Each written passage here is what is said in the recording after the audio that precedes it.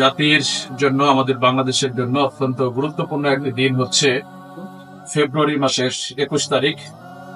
এই 21 তারিখ আমাদের বাংলা ভাষার জন্য, অর্থাৎ আমরা মুখে যে ভাষা শব্দ উচ্চারণ করি এটি হচ্ছে আমাদের মায়ের ভাষা, বাংলা ভাষা। এই বাংলা ভাষার জন্য 1952 সালের 21শে ফেব্রুয়ারি ভাষা আন্দোলন করতে গিয়ে আমাদের মাঝখান থেকে তৎকালীন ছাত্র সমাজেরই যারা প্রতিনিধিত্ব করেছিল, সালাম, রফিক, জব্বার সহ অসংখ্য ভাই সেটি শাহাদাত বরণ করেছেন। তাদের শাহাদাতের বিনিময়ে, শহীদের রক্তের বিনিময়ে আমরা আমাদের মায়ের ভাষা খুঁজে পেয়েছি, মায়ের ভাষা আমরা ফিরে পেয়েছি।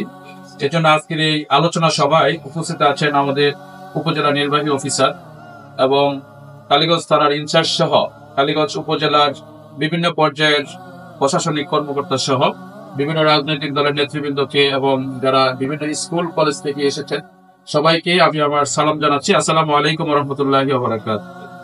প্রথমত এই ধরনের একটি প্রোগ্রাম সমন্বয়ের মাধ্যমে করতে পেরেছি, এজন্য প্রশাসনকে আমরা ধন্যবাদ জানাই, যাতে করে আগামী দিনেও এরকম ভাবে সম্মিলিত প্রয়াসের মাধ্যমে আমাদের বিভিন্ন আন্তর্জাতিক দিবসগুলো আমরা সুন্দরভাবে উদযাপন করতে পারি। প্রশাসনকে সেই দৃষ্টি আকর্ষণ করছি। দ্বিতীয় কথা হচ্ছে, এই ভাষার জন্য শুধু আমরা দেখি যে আজকে শুধু বাংলাদেশে এই ভাষার জন্য এই দিনটি উদযাপন হচ্ছে না। আমরা জানি 2000 সালে ইউনেস্কো প্যারিসে এই ভাষার জন্যই আমাদেরকে আন্তর্জাতিকভাবে স্বীকৃতি দেওয়া হয়েছে জাতিসংঘের মাধ্যমে। সেজন্য 188টি দেশ ওই সময় এই ভাষার জন্য অনুমোদন দিয়েছে। এই জন্য এটা আন্তর্জাতিক মাতৃভাষা দিবস হিসেবে পালিত হচ্ছে। আমরা দেখেছি এই 52 সালে যারা ভাষার জন্য রক্ত দিয়েছে, পরবর্তীতে আমাদের বাংলাদেশের জনগণ 1971 সালের পর পরিবর্তন হওয়ার মাধ্যমে আমরা আমাদের বুকের তাজা রক্ত দিয়ে আমাদের এই লাল সবুজের পতাকা আমরা ছিনিয়ে এনেছি। পরবর্তীতে আবার দেখা যাবে এক সময় ফেসিবাদ আমাদের উপর চেপে বসেছিল। আমরা 2024 সালের জুলাই আগস্টের বিপ্লবের মাধ্যমে আমরা আমাদের দেশকে ফেসিবাদ মুক্ত করেছি। আমাদের 52 সাল থেকে শুরু করে 71 সাল, তার পরিক্রমায় 2024 সালের আবর্তন হয়েছে।